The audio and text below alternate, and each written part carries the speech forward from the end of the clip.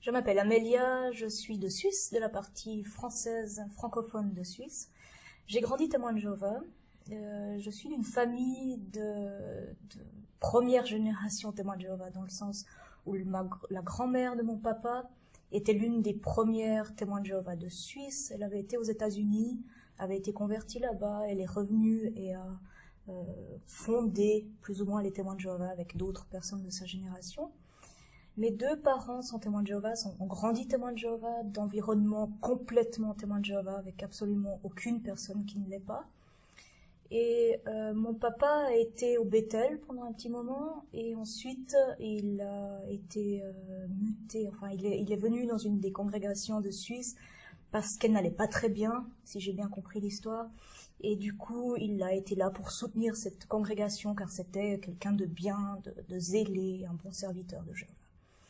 Donc j'ai grandi là avec mon frère et ma sœur, qui étaient mes aînés. Et je pourrais pas dire que, a priori, j'ai une enfance terriblement malheureuse, dans le sens où j'avais des parents aimants. J'étais entourée de beaucoup d'attention de la part de ma maman, de mon papa.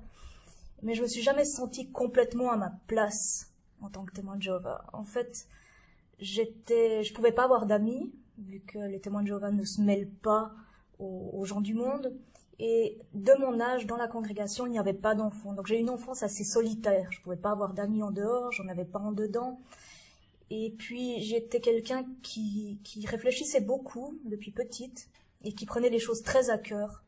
Donc je croyais vraiment que tous les gens de l'extérieur allaient mourir, que si Armageddon venait, j'étais la seule, moi et ma famille, à être sauvés. Et depuis petite, en fait, j'avais aucune envie d'aller au paradis. C'était quelque chose, je me disais, vivre éternellement avec ces gens que je n'aime pas. J'ai aucun contact, on n'a rien à se dire, on n'a pas d'intérêt commun et je vais vivre pendant l'éternité avec eux, ça va vraiment être compliqué. Et c'est un peu, si je pense à mon enfance, c'est ce sentiment-là de solitude et de ne pas être à sa place finalement, et de ne pas savoir où aller. C'est arrivé au point que, à l'âge de 9 ans, j'ai essayé de me suicider. Enfin, essayer de me suicider, comment on le fait à cet âge-là, c'est-à-dire que j'ai pris des médicaments qui traînaient, et puis je les ai mangés, et puis j'ai dormi un petit peu plus qu'avant, enfin que les nuits précédentes, mais il s'est rien passé de particulier. Mes parents, j'avais montré pas mal de signes, car je posais beaucoup de questions, je disais, est-ce que si on se suicide, on va quand même au paradis? Ça a été jusqu'au surveillant de district à qui j'ai posé cette question-là, qui n'a pas su très bien me répondre en fait. Et puis j'avais des doutes si je devais me suicider ou pas, parce que je me disais, si je me suicide et que je vais au paradis, et je me réveille, et mes parents vont me mettre la pression en me disant, qu'est-ce que tu as fait, tu nous as rendus tellement malheureux, et en plus je devrais rester là pendant l'éternité. C'était vraiment un moment assez difficile de choisir si oui ou non me suicider.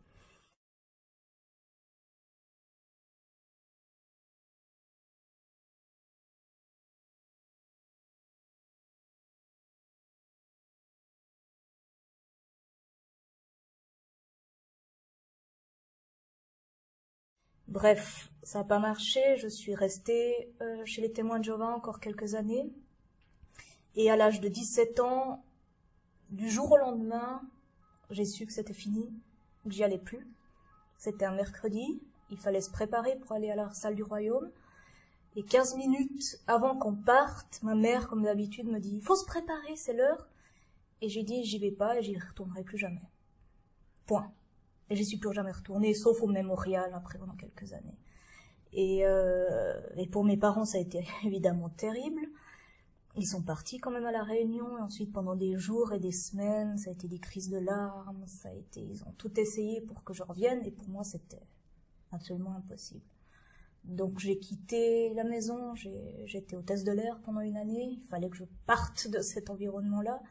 Je savais pas tellement quoi faire, parce que je voulais pas faire d'études, parce que pour moi les études c'était de nouveau la même chose, c'était un lavage de cerveau, et puis on avait tellement appris qu'il fallait pas faire des études, que pour moi les études c'était vraiment pas quelque chose à faire. Donc j'ai fait hôtesse de l'air, j'ai pas aimé, j'ai quand même commencé des études, et finalement j'ai fait un doctorat, et je travaille maintenant à l'université, donc c'est tout le contraire de ce que j'avais pensé.